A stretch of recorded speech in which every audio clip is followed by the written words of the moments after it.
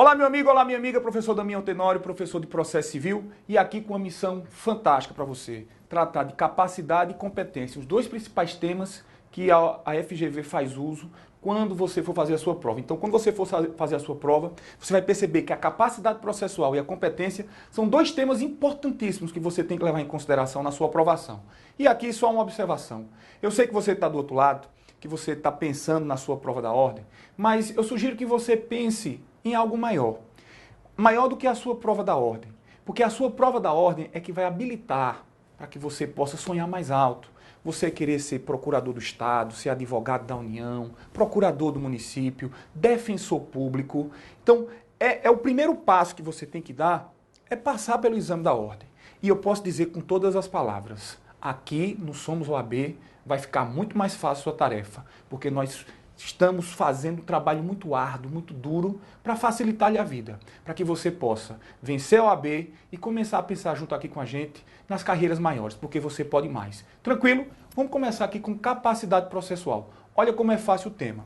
A primeira coisa que você tem que saber sobre capacidade processual é o enquadramento jurídico. O que é a capacidade processual no processo civil? A capacidade processual no processo civil é um pressuposto processual de desenvolvimento válido e regular do processo. Olha, quando você está lá no direito civil, você estuda um tema capacidade, quando o sujeito tem que praticar atos jurídicos. O sujeito que tem 12 anos de idade, ele não pode celebrar um contrato. Por quê? Porque ele não tem a possibilidade de praticar esse ato porque ele não atende o artigo 104 lá do Código Civil, que exige que o sujeito, para praticar um ato válido, ele tenha capacidade. Perceba, no processo civil, você vai ter que praticar atos processuais. De tal sorte, meu amigo e minha amiga, quando você estiver no processo, você também tem que ter capacidade para praticar esses atos, porque os atos processuais são espécies de atos jurídicos. Por isso que a gente tem que estudar o tema capacidade processual. Ficou fácil, ficou simples? Quais são as espécies de capacidade que você tem no processo civil? Vem aqui comigo. Duas. Bem simples. Você vai ter a capacidade de ser parte e você vai ter a capacidade processual ou capacidade de estar em juízo.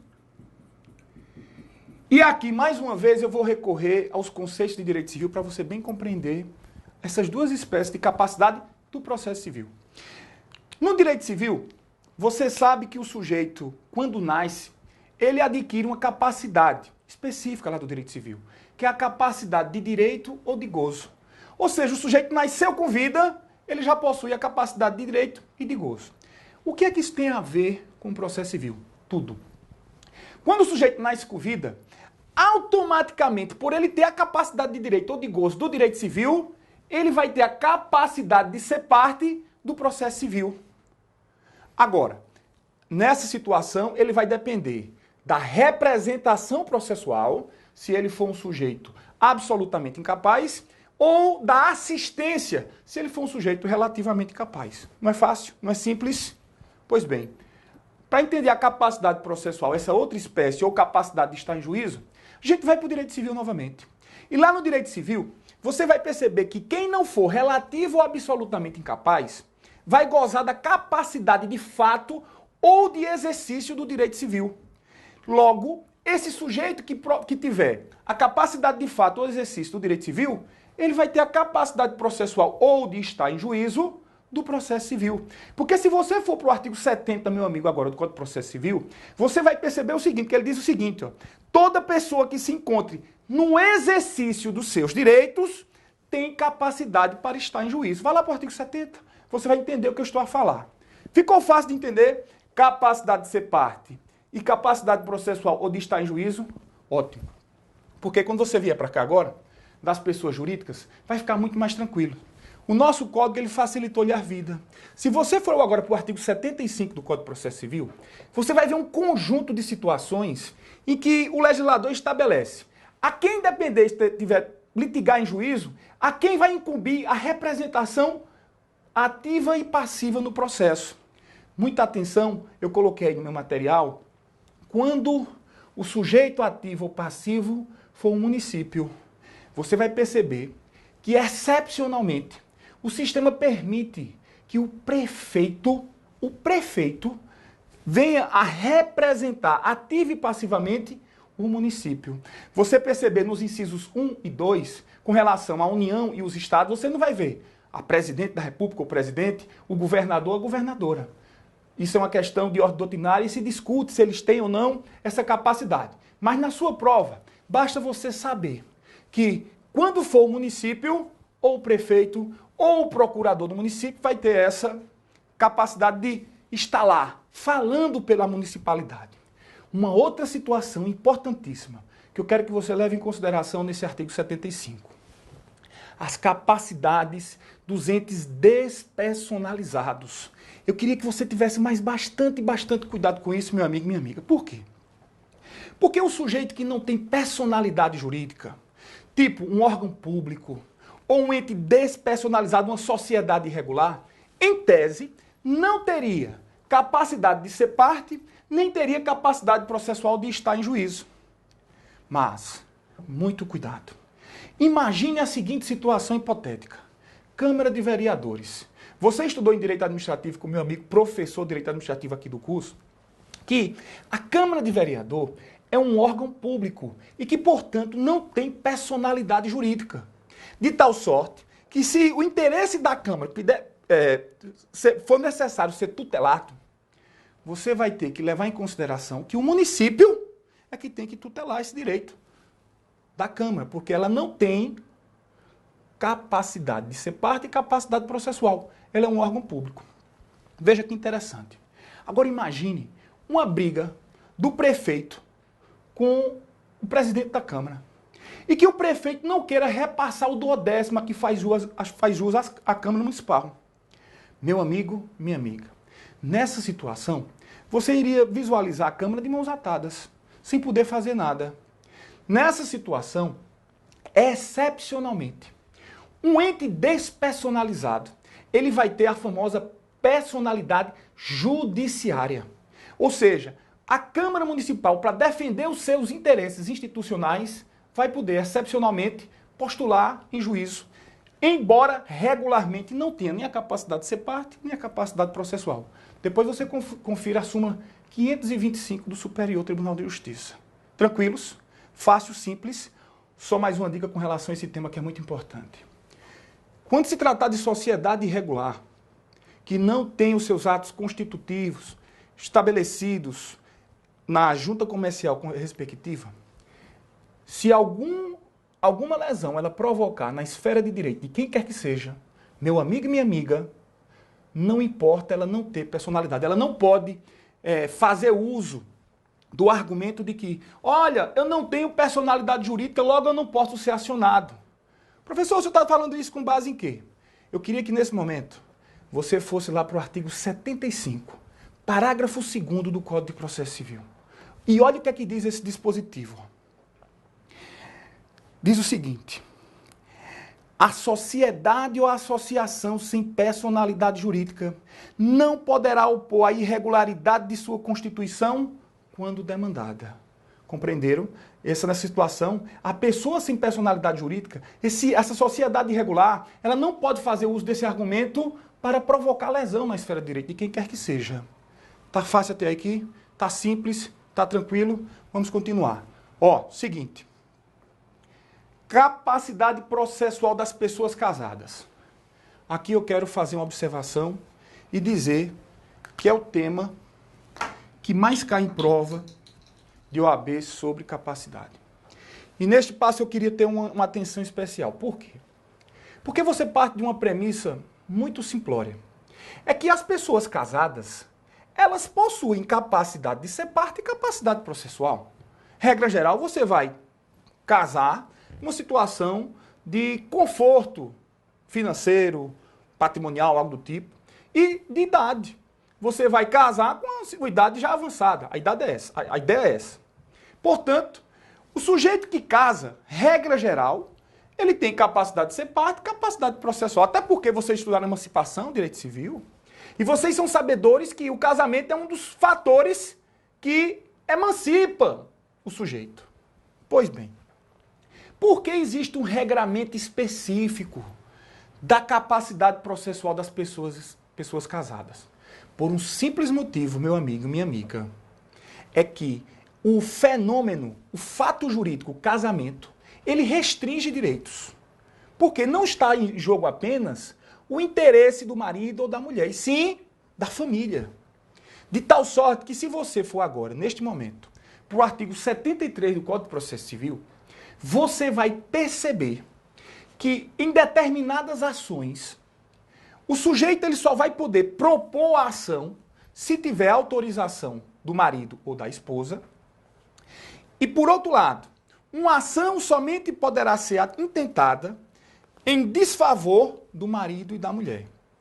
E nesse ponto eu quero facilitar a vida. Você vai agora, nesse momento, por favor, ao artigo 73 do Código. E você vai ver, em outras palavras, que o nosso legislador estabelece que se a ação versar sobre direito real imobiliário, o marido ou a mulher somente vai intentar essa ação se contar com autorização do seu cônjuge. Professor, e se o marido relutar em dar essa autorização? Ou se a esposa relutar em dar essa autorização? O que é que vai acontecer? Aí eu vou pedir para que educadamente você vá agora para o artigo 74 do Código. E se você for lá para o artigo 74 do Código, você vai ver que nessas situações de relutância poderá haver uma possibilidade, poderá haver um suprimento dessa concordância por um ato do juiz. Se o juiz considerar que essa relutância ela seja injustificada, ou que o marido ou que a esposa não possam dar esta autorização, essa exigência do caput do artigo 73 vai ser relativizada. Professor, como é que está isso no Código? Olha aqui, ó, artigo 74, bem simples. Diz assim: o consentimento previsto no artigo 73, olha aqui, ó, pode ser suprido judicialmente, quando for negado por um dos cônjuges, olha aí, sem justo motivo, ou quando lhe seja impossível concedê-lo. Então, numa situação em que um dos cônjuges esteja em coma, como é que ele vai conceder essa autorização? Queria que você fizesse uma observação agora, nesse momento, sobre esse tema. Cuidado. Isso que eu estou a falar para você é uma mera autorização. De tal sorte que não há necessidade de se formar um litisconsórcio ativo necessário entre o marido e a mulher. É uma mera autorização. Outro OBS sobre o tema. Essa autorização somente vai ser desnecessária, melhor dizendo, se o casamento for estabelecido em regime de separação absoluta dos bens. Outra observação que pode estar na sua prova. Essa exigência também se aplica a quem estiver em união estável. Muito importante isso, novidade que o legislador trouxe, que incorporou, que a jurisprudência já decidia. Se você for aqui para o artigo 73, parágrafo 3º, você vai perceber isso que eu estou a falar, ó. Aplica-se o disposto nesse artigo à união estável comprovada nos autos. Tá fácil, tá simples, tá tranquilo? Pois bem, só para encerrar esse tema da capacidade das pessoas casadas. O que é que você precisa saber mais? Veja, tudo que eu expliquei para você até esse momento, a pessoa casada está no polo ativo, intentando uma ação, ok? Pois bem, no parágrafo 1º deste artigo 73, quando você vier para ele, você vai perceber, meu amigo e minha amiga, que nesta situação existe uma ação sendo intentada em desfavor do marido ou da mulher. E se o caso concreto ele se enquadrar em um desses 4 incisos do parágrafo 1º do artigo 73, o autor da ação necessariamente vai ter que propor a ação em face do marido e da mulher. Perceba, aqui os cônjuges, eles estão no polo passivo da relação processual. Professor, dá um exemplo para facilitar. Venham aqui comigo. Veja aqui o artigo 73, parágrafo 1º, o seguinte. Ambos os cônjuges serão necessariamente citados para a ação. Olha aqui, inciso 1. Que verse sobre direito direito real imobiliário, salvo quando os casados sob o regime de separação. A mesma ideia do 73 cap. Regime de separação não há essa necessidade, nem para autorização, nem para citação, ok? Então imagine o seguinte, para você entender bem fácil, que você seja proprietário de uma grande propriedade rural, que você seja casado e que não esteja sob o regime de separação absoluta. Se alguém vier intentar uma ação reivindicando essa propriedade, por exemplo, esse sujeito que propuser a ação, ele vai ter que propor ação em face de você e da sua esposa ou do seu marido. Por quê? Porque a lei exige que nessa situação esteja no polo passivo da relação processual ambos os cônjuges. Fácil, simples, tranquilo, vamos adiante. E perceba que no meu material eu coloquei muito mais coisa. Isso aqui é só um aperitivo para o que você vai encontrar no nosso material, que é sempre aqui no Somos OAB. Cada vez que a gente vem aqui dar uma aula para você, a gente prepara o melhor possível para falar isso para você e deixar um material mais robusto, com questões, com jurisprudência, com os dispositivos que mais caem em prova. Portanto, o que a gente não puder falar aqui, você vai ter o complemento lá no nosso material. Tranquilo? Olha aqui, ó. Consequências da falta de capacidade ou irregularidade de representação. Eis um tema que o examinador da FGV já cobrou 2 vezes, sob a égide do CPC anterior.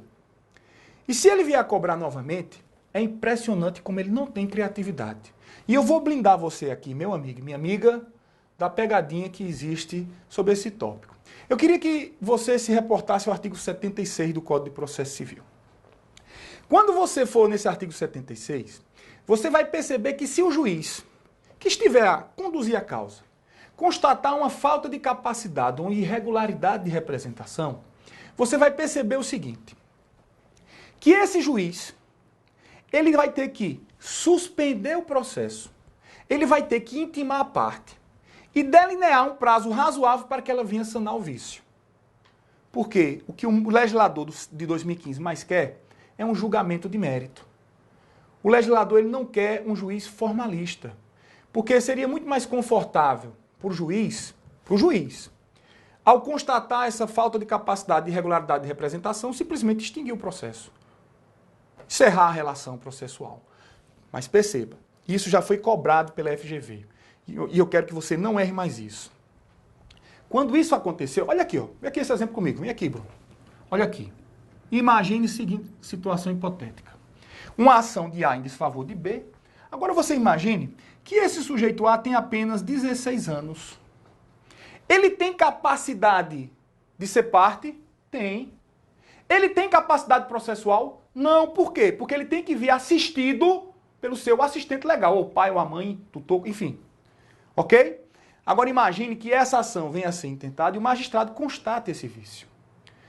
Se o magistrado constatar esse vício, ele, o julgador, ele vai ter que suspender o processo, intimar a parte, para dizer ela o seguinte, ei meu filho, vem aqui e traga o seu assistente legal.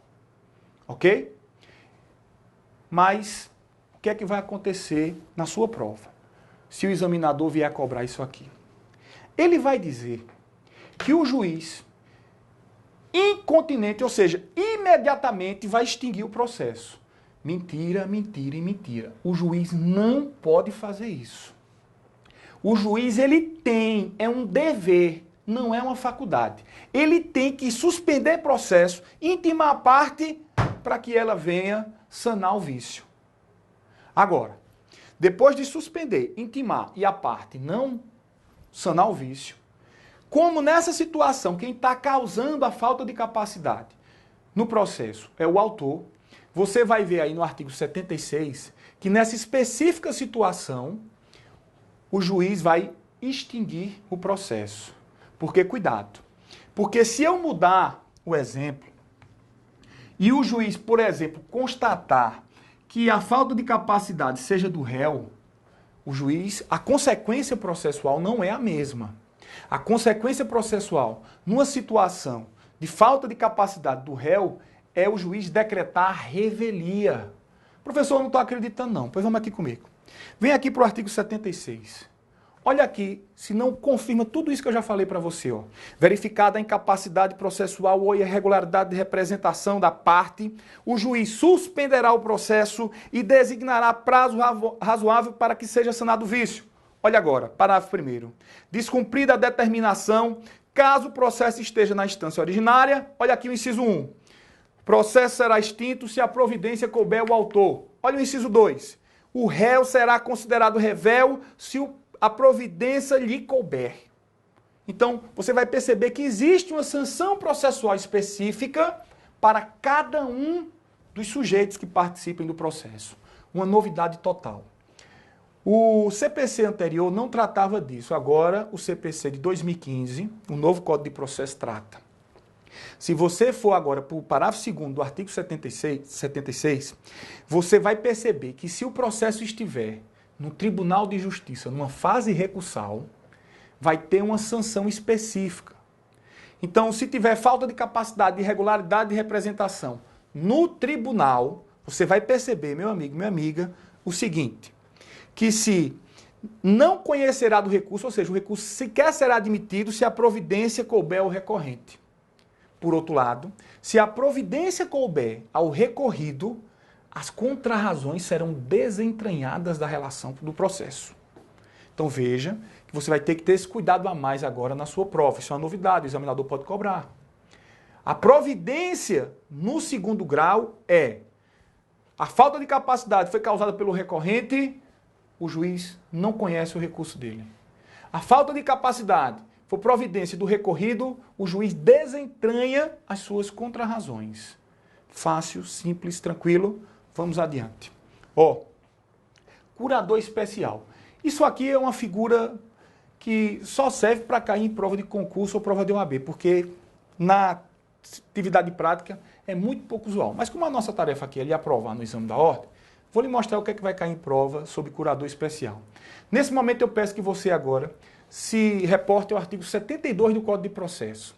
E você vai perceber no artigo 72 do Código de Processo que esse curador especial é uma figura de um representante processual. Ele não é parte.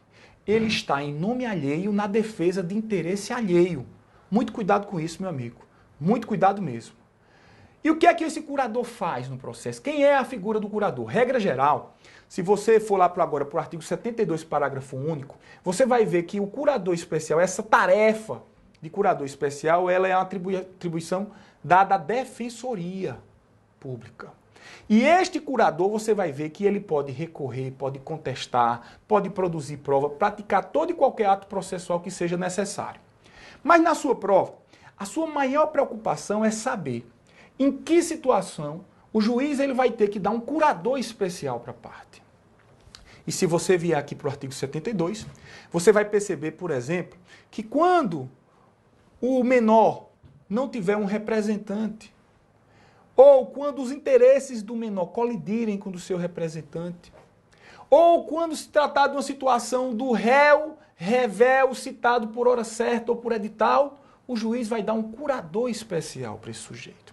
E quando nós estudarmos lá na frente, quando vocês comprarem o curso que vocês estiverem estudando com a gente, vocês vão ver lá em contestação que o curador especial, ele pode promover a famosa contestação por negativa geral. Aquela matéria que você estudou na faculdade do ônus da impugnação especificada, não se aplica ao curador especial. Uma última observação sobre curador especial. Olha, é bem simples. Lê o artigo 72 e o seu parágrafo único, você vai acertar qualquer questão em prova, porque o examinador nunca aprofunda o tema curador especial. Basta você saber isso, que é a figura de um representante processual, regra geral a defensoria e os casos concretos em que o magistrado estabelece um curador especial para uma das partes. Ok? Uma consideração final sobre o curador especial. Olha, se o caso exigir curador especial e ele não vier participar do processo, o processo será nulo. Portanto, muito cuidado com essa consequência. Se for caso de se estabelecer o curador e o juiz não fizer, o processo será nulo. Tranquilos? Vamos aqui para outro tema que cai bastante em prova. Então é o seguinte, meu amigo, eu quero mostrar para vocês aqui o que é de importante você entender sobre competência. O que é que vai muito provavelmente estar na sua prova lá, quando você abrir o caderno. Muito fácil, muito simples e muito tranquilo. Ó. Primeira coisa, qual é o conceito de competência que você deve levar para a prova? Eu sempre cito o conceito de um grande processualista, o professor Fred Didier Júnior. E o professor Fred Didier Júnior diz que a competência é a quantidade de poder jurisdicional que se atribui a um determinado órgão jurisdicional para que este, de forma legítima, possa aplicar o direito objetivo no caso concreto. Professor, o que é que eu tenho que entender desse conceito todo que o senhor trouxe para mim? Entender o seguinte, que seria muito ruim para o sistema um julgador poder decidir as nossas vidas quando ele não tem competência para julgar um determinado caso. Você imagine você estando lá em Cascavel e um juiz lá de Fortaleza decidir as suas vidas. Seria um pouco complicado, não é verdade? Por isso que a competência ela limita o exercício da atuação do julgador. Por isso que se fala muito que a competência é a medida da jurisdição. Fácil, simples, não é lógico a ideia de competência? Pois bem, qual é a primeira coisa que você tem que entender sobre competência para que você possa visualizar todas as decorrências lógicas desses institutos? Primeira coisa, você tem que entender em que momento a competência é fixada, determinada. E aí, nesse momento, eu quero que você agora se reporte ao artigo 43 do Código de Processo Civil. Importantíssimo esse dispositivo. Vocês vão entender uma regra essencial de competência. É o seguinte, ele vai começar assim para você. Determina-se a competência no momento do registro ou da distribuição da petição inicial. Passe um traço. Essa é a primeira parte do tema. Então, neste momento, quando há o registro da petição ou a distribuição, se você está, por exemplo, em Curitiba, uma cidade grande, onde existem várias varas cíveis, lá, o momento da fixação da competência vai ocorrer quando houver a distribuição. Por quê? Porque existem várias varas cíveis, por exemplo, competentes para julgar uma causa. Ok? Pois bem. Aí na segunda parte do artigo 43 que você está olhando agora, ele vai dizer assim, sendo irrelevantes as modificações no estado de fato ou de direito ocorridas posteriormente. Eu queria que neste momento você puxasse uma setinha e colocasse esse nome aqui, ó, Perpetuatio Jurisdicionis. Puxe uma seta onde está aí nesse seu material. Perpetuatio Jurisdicionis. Olha, e eu não estou colocando essa expressão em latim para me exibir, não. Em prova cai assim. Muito cuidado nas questões que eu deixei para você estudar aí e ver se efetivamente aquilo que eu estou falando está caindo em prova, você vai perceber que existe essa expressão um determinado concurso cobrado pela FCC. A FGV pode fazer o mesmo. Portanto, a perpetuatio jurisdicionis nada mais é, meu amigo, do que uma estabilização da demanda. Imagine o quão nefasto seria para o sistema se, uma vez registrada ou distribuída a ação, e o mero fato de o sujeito se mudar, o processo ter que seguir a sua sorte. Seria um verdadeiro desserviço para o sistema de justiça. Imagine que o sujeito bata no seu carro e que esse sujeito seja um cigano. Agora você sabe que o cigano gosta de se mudar um pouquinho, é ou não é?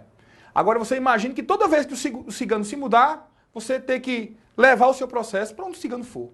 Não faz o sentido. Por isso que a lei é bem clara, que ela fala, sendo irrelevantes as modificações no estado de fato e direito ocorridas posteriormente. Então nada do que vier acontecer no mundo dos fatos e de direito, regra geral, vai modificar a competência fixada pelo registro ou pela distribuição. E para afindar esse artigo 43, o legislador ele fala o seguinte, sendo irrelevantes as modificações no estado de fato do direito, salvo se houver supressão do órgão judiciário ou modificação da competência absoluta. Professor, dê um exemplo para mim, por favor, para eu entender. Bem fácil. Seguinte, vem aqui comigo aqui, Bruno, por favor. Posso escrever aqui, vai dar para ver? Tranquilo? Ó, seguinte. Imagine que a gente esteja na comarca de Cascavel, Paraná. E que na comarca de Cascavel, Paraná, você tenha duas varas cíveis. E vara cível você vai julgar de tudo. Direito de propriedade, reparação cível, família, sucessão, vara cível genéricas. Agora você imagine que o Tribunal de Justiça do Paraná resolva instituir uma vara de família específica na cidade de Cascavel. Agora você considere que antes dessa instituição da vara de família de Cascavel, nesta primeira vara cível aqui de Cascavel, VCC, Vara Civil de Cascavel, você tinha 150 processos só relativos ao direito de família.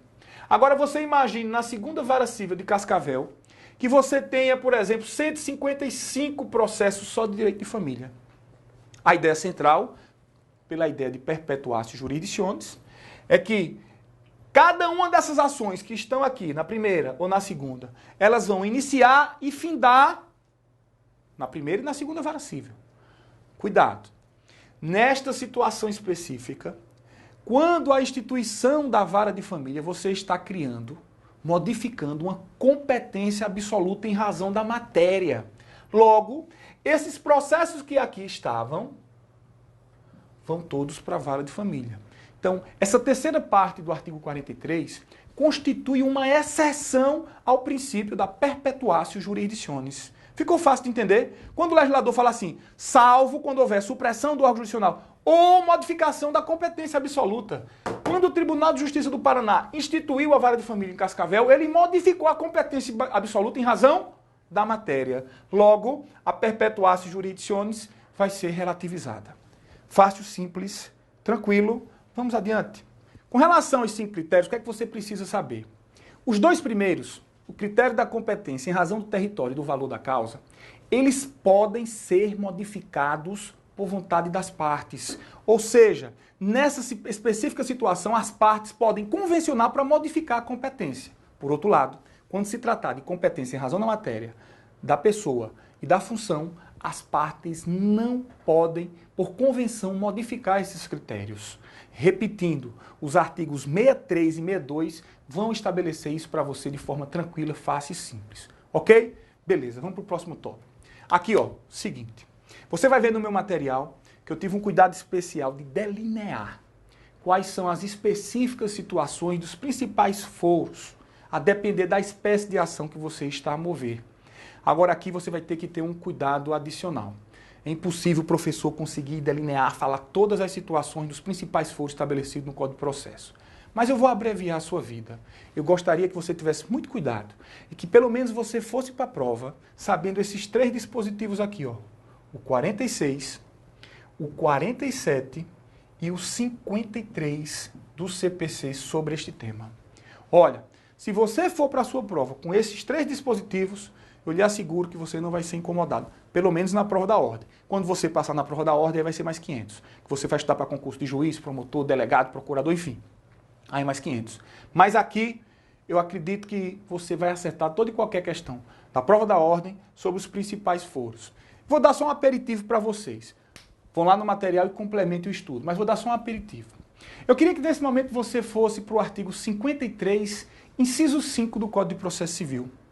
Você vai ver que quando a ação ela disser respeito a acidente de veículo ou delito, você vai poder propor a ação ou no foro do domicílio do autor ou do local do fato.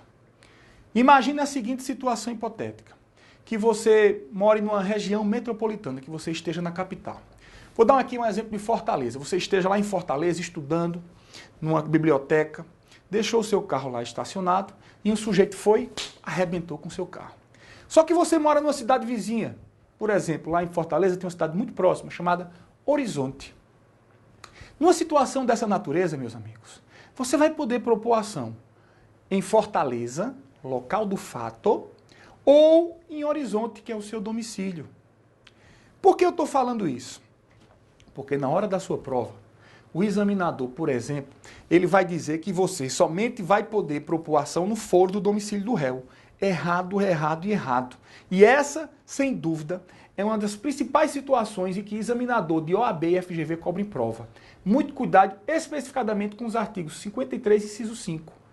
Porque essa situação ela cai demais. Então, ó, repetindo, local do fato ou domicílio do autor nas ações que tratem de delito e nas ações que tratem de acidente de veículo. Professor, o que tem a ver delito com processo civil? Olha, pelo amor de Deus.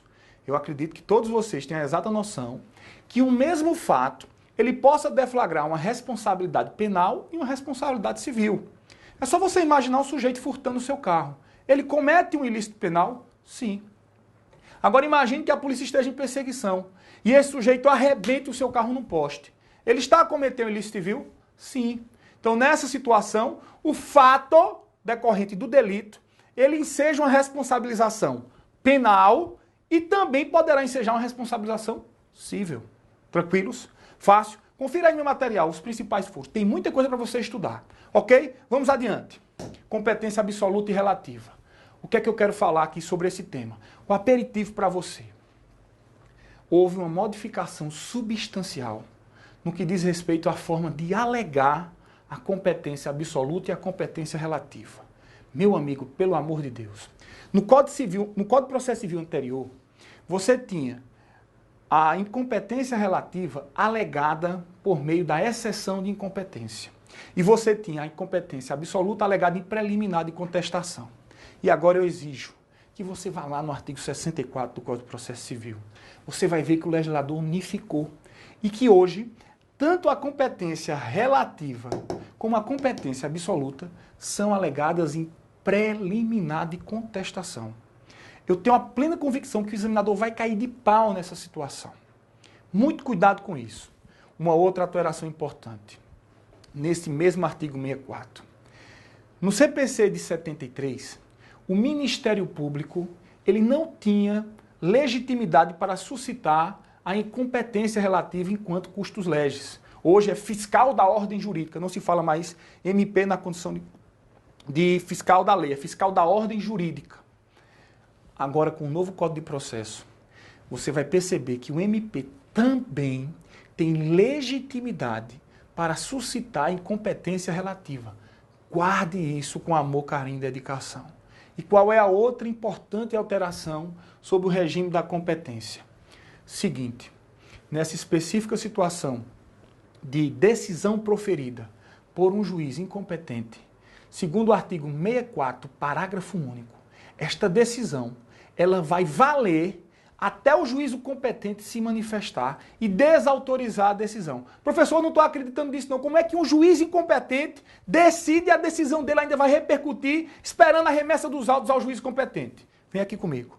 Olha o que diz aqui o artigo 64, parágrafo 4º do CPC. Salvo decisão judicial em sentido contrário, olha agora, conservar-se-ão os efeitos de decisão proferida pelo juiz incompetente até que outra seja proferida, se for o caso, pelo juízo competente. Muito cuidado, porque eu tenho a plena convicção que esse parágrafo 4º ele vai cair demais.